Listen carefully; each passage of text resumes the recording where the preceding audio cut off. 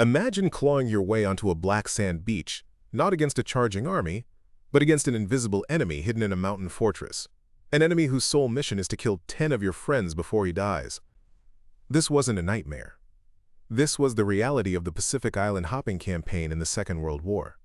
Welcome to 10-Minute History.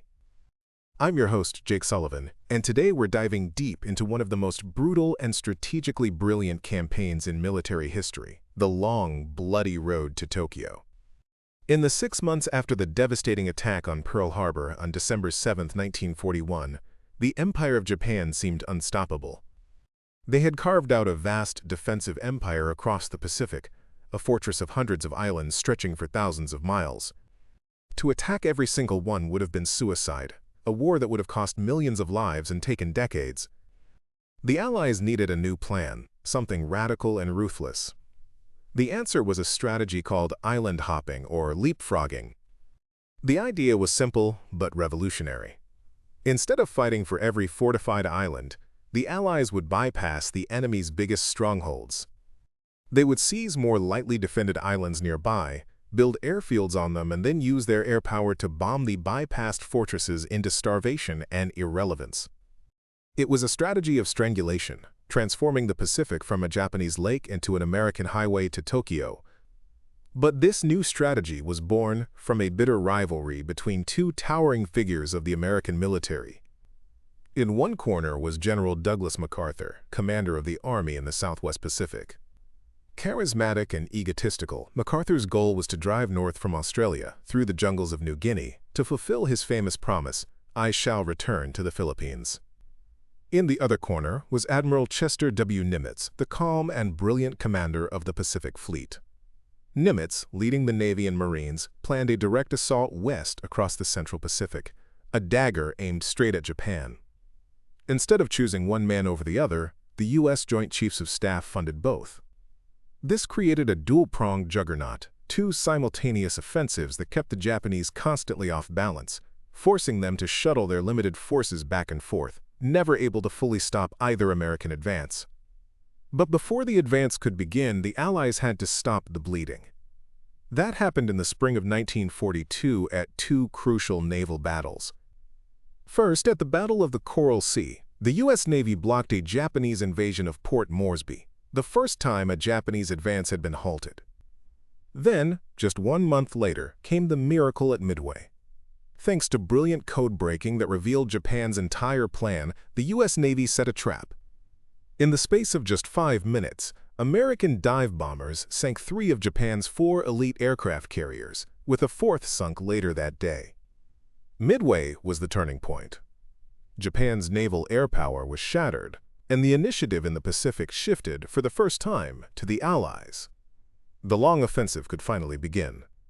The first major test came in August 1942, at a place no one had ever heard of, Guadalcanal in the Solomon Islands. When U.S. Marines landed and captured an unfinished Japanese airfield, they kicked off a brutal 6-month campaign of attrition. The fighting was savage. By day, the Marines clung desperately to their small perimeter around Henderson Field. By night, the Japanese launched ferocious banzai charges out of the jungle, and their warships, the Tokyo Express, raced down a channel nicknamed Iron Bottom Sound to shell the American positions. Ultimately, Guadalcanal was a war of logistics. The United States, with its massive industrial power, could replace its losses of men and machines far better than Japan could. The Japanese garrison, cut off and starving, was finally evacuated in February 1943. Guadalcanal proved that the American soldier could outfight the supposedly invincible Japanese soldier in the jungle, but it came at a terrible cost and taught a grim lesson about the fanatical nature of the enemy. With Guadalcanal secured, the Allies began Operation Cartwheel, the master plan to encircle Japan's main South Pacific base, the fortress of Rabaul.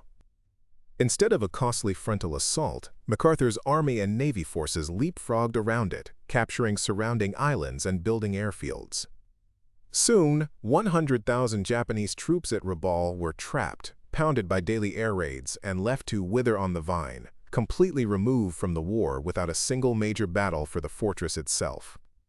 While MacArthur slogged through the jungles, Nimitz's Central Pacific Drive was about to begin. This was a war of overwhelming industrial might. New Essex-class aircraft carriers and F-6F Hellcat fighter planes poured out of American factories. The Hellcat, in particular, was a game-changer. It was faster, tougher, and more powerful than the Japanese Zero, and in the hands of well-trained pilots, it would decimate Japan's remaining air power. The first major test of this new machine was the invasion of Tarawa in November 1943. The tiny island was a fortress defended by 4,500 elite Japanese troops who boasted that 1,000,000 men cannot take Tarawa in 100 years. They almost proved it. A planning error with the tides forced the Marines to wade hundreds of yards to shore under a hail of fire. The battle lasted 76 horrific hours and cost the Marines over 3,000 casualties. The American public was shocked, but the military learned crucial lessons about bombardment, logistics, and the need for new amphibious vehicles that could crawl over coral reefs. These lessons were applied with brutal efficiency at the next hop into the Marshall Islands. Bypassing the strongest islands, Nimitz struck directly at Kwajalein Atoll. With heavier bombardment and new tactics, the island was secured in days with far fewer casualties. The American amphibious machine was learning and adapting at incredible speed. The next leap was the most important yet, a 1,000-mile jump to the Mariana Islands of Saipan, Tinian, and Guam. These islands were part of Japan's inner defensive line, and their capture would finally put American B-29 Superfortress bombers in range of Tokyo.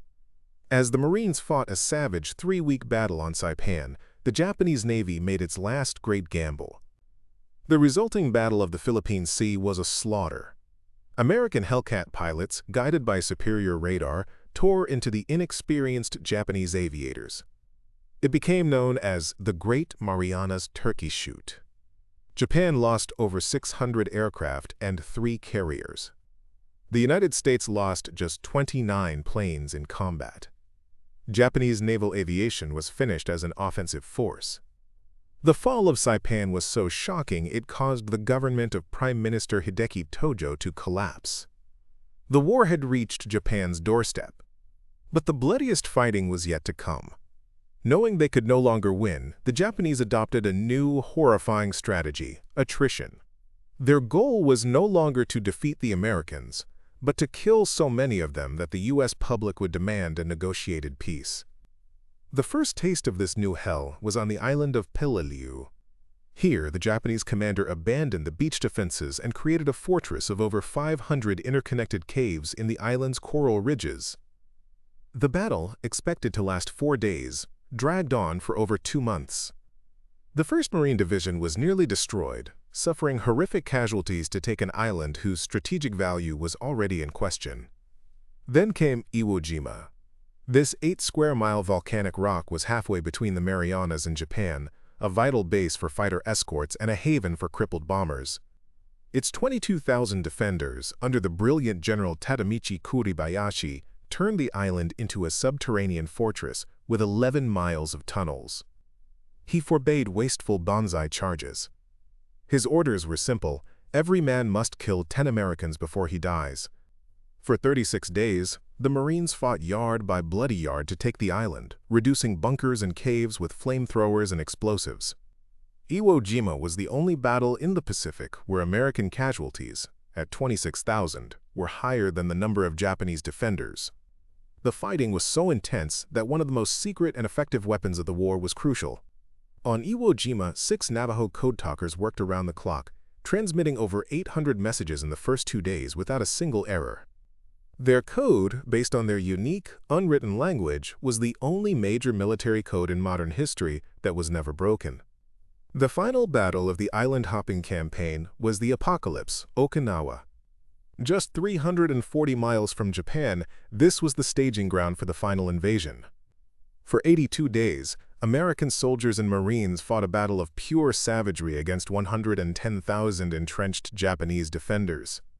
At sea, the U.S. Navy faced the full horror of the kamikaze as thousands of suicide pilots crashed their planes into Allied ships.